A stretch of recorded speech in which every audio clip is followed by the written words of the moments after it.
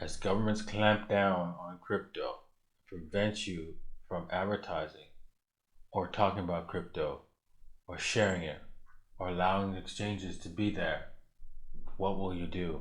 How will you survive? How will you sell your crypto? How will you buy your crypto?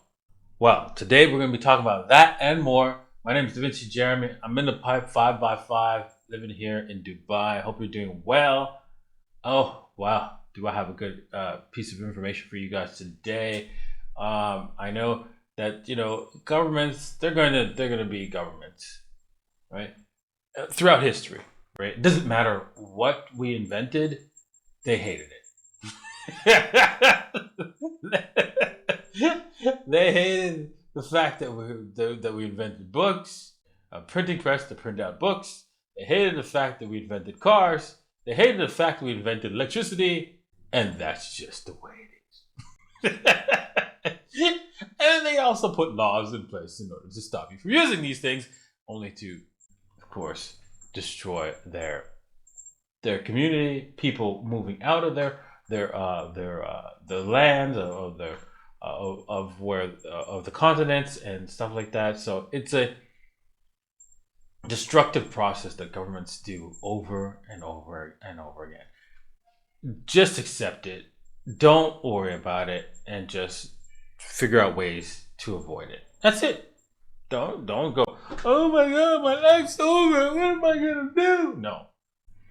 We'll find ways around it. All right, so with that said, let's go on to our first news of the day. UK crypto law leads Bybit to halt operations. Now, it's this crypto exchange Bybit has announced it will suspend services for UK-based. Okay, yeah, I should zoom these things, man, because you can't read that. You can't see that if you're on a phone. Crypto exchange Bybit has announced it will suspend services for UK-based customers starting in October, citing new regulations by the UK Financial Conduct Authority, FCA, regarding crypto asset promotions. Oh, Jesus.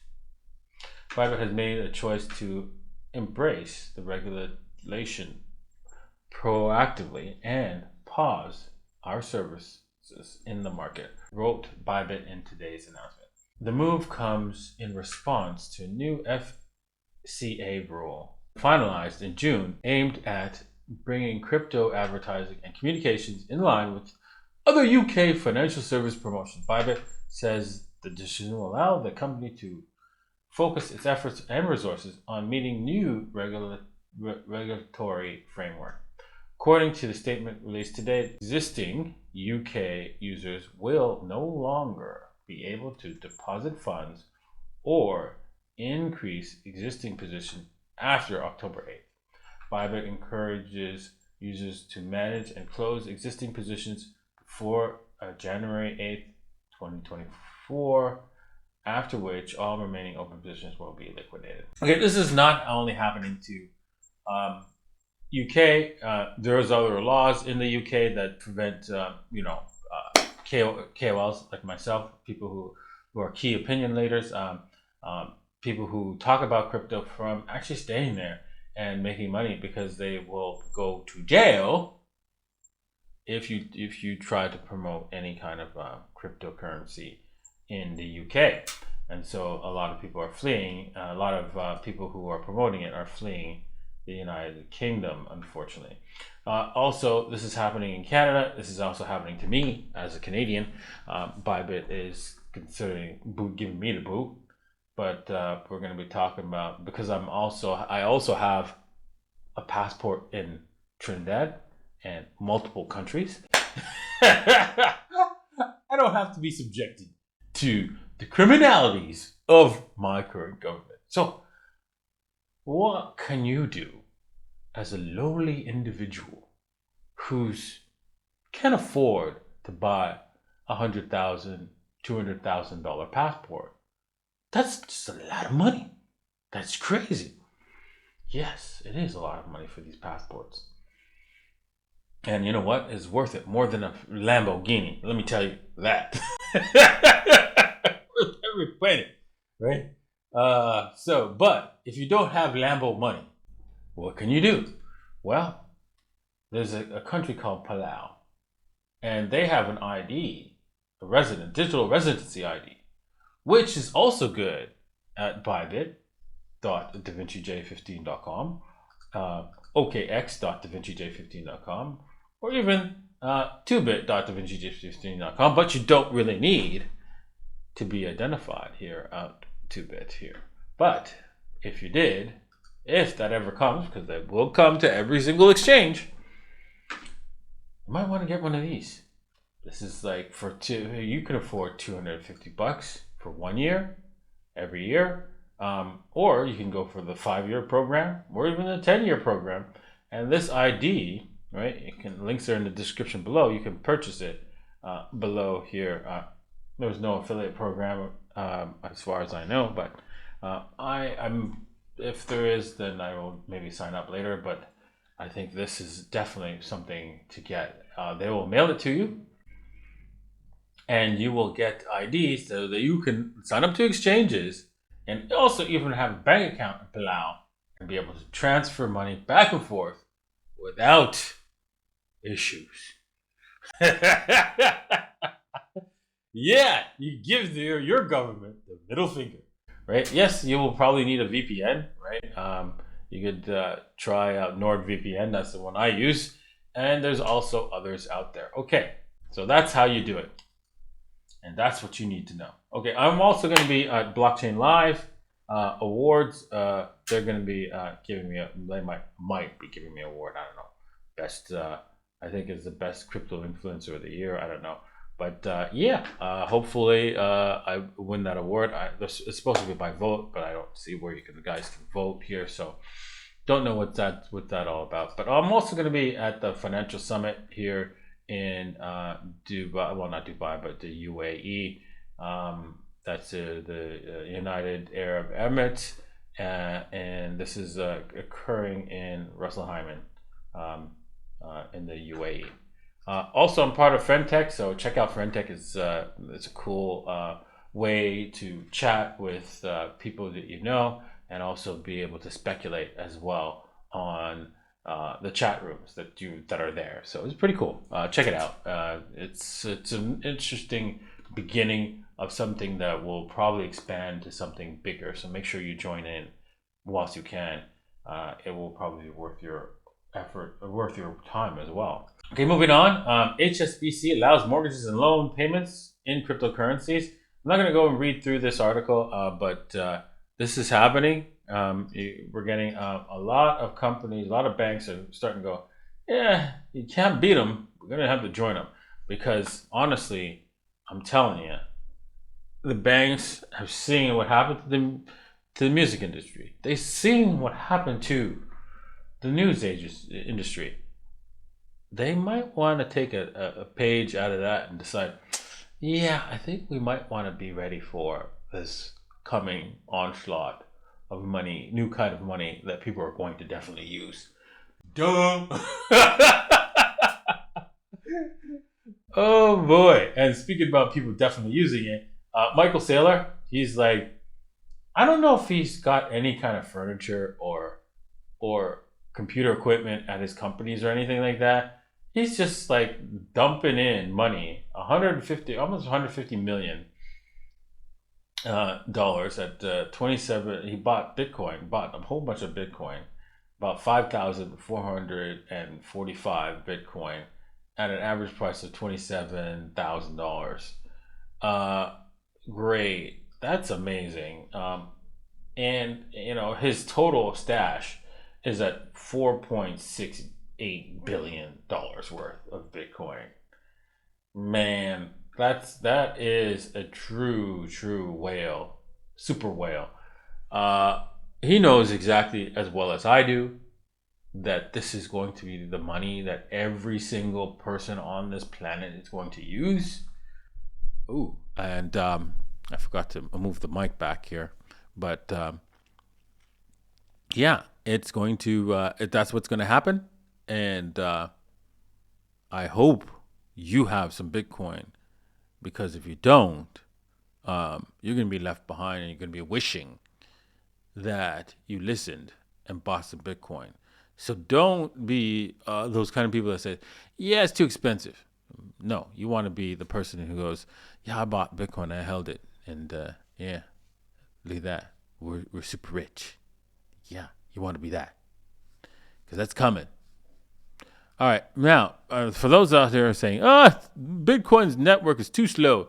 Yeah, the Lightning Network makes Bitcoin unstoppable, is what this guy says. But there are some key issues with Lightning Network I want to go over with you guys. Although this article basically talks about how great it is and how perfect it is and how better it is. And I have some problems with the Lightning Network. One, let's pretend we start off where you have no Bitcoin and you set up a Lightning wallet. Well, the only way for someone to send you Bitcoin is to effectively loan you some Bitcoin. It's the best way I could describe it. The loan is guaranteed by the blockchain, so you can't really steal the Bitcoin from the other person loaning it to you. They're effectively loaning it to you in a sense that they're putting down a pathway of Bitcoin so that you could send it or receive it actually first, because you have to receive it first before you can send anything. So you can receive some Bitcoin in the first place. And so that loan is guaranteed by the blockchain, but if they don't have some Bitcoin to loan you, that's a big problem. Now they can go, okay, well, I need to send you 500 sats, right? 500 satoshis, or the smallest unit of a Bitcoin is, well, that's what Satoshi is 1/100 millionth of a Bitcoin, and they could send you that, but the problem is that particular transaction that's so low, it's not be able to register on the Bitcoin blockchain. Also, you need to be on the network all the time, or for this to really work properly. The way it's designed, you have to be connected to the network or internet at all times. This is a big problem with the Lightning Network.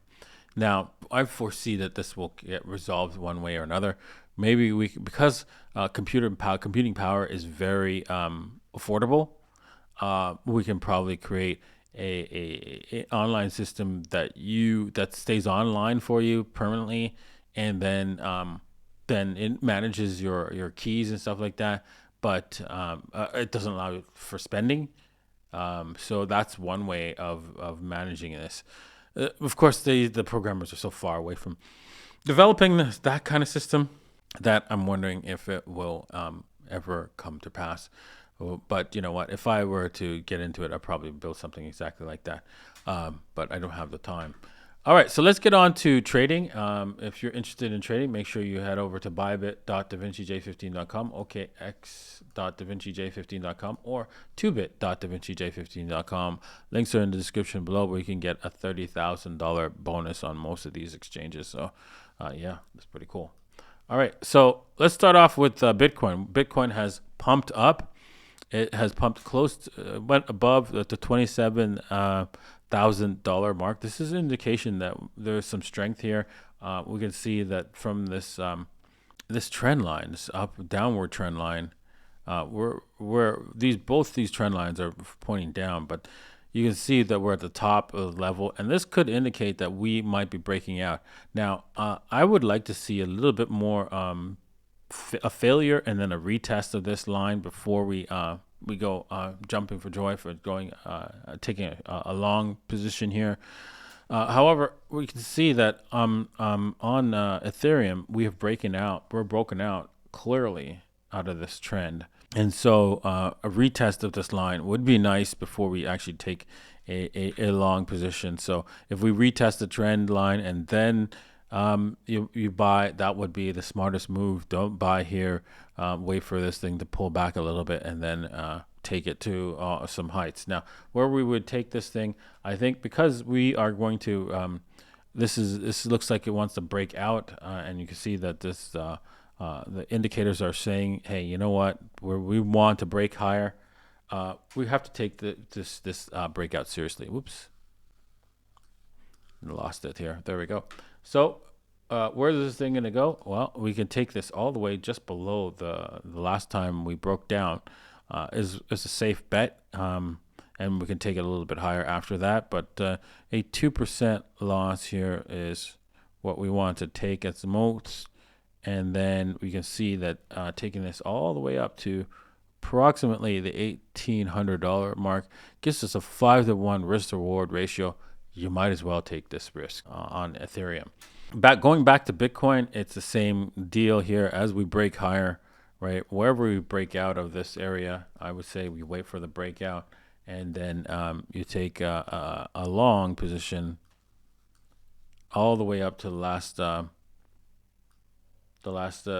breakdown, so approximately the almost a $29,000 level, and we take only a 2% loss of our money right there. Boom, 2% is right here, and you can see what's the ratio there? It's a 3.4 to 1, 3.5 to 1 ratio almost. So yeah, it's worthwhile taking that trade. So might as well go ahead and do that. That's what I'm going to be doing. I'm going to be looking for an entry position shortly, and I'm going to be taking a long and risking it. I'm going to probably wait for this to come back a little bit further. I think we're going to come back, retest this area a few times. So make sure that you take a long, maybe a little bit lower at maybe down here or closer to this.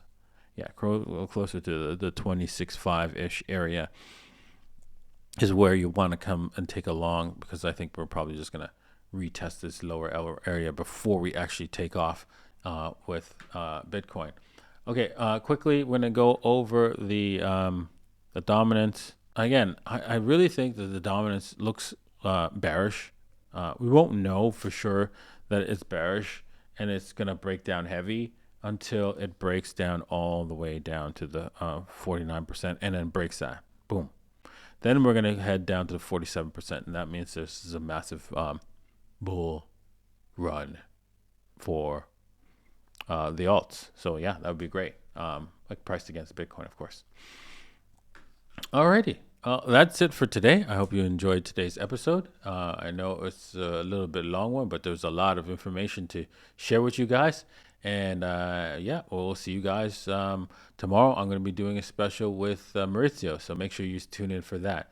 Thanks a lot, and we'll see you guys tomorrow. Cheers. Peace.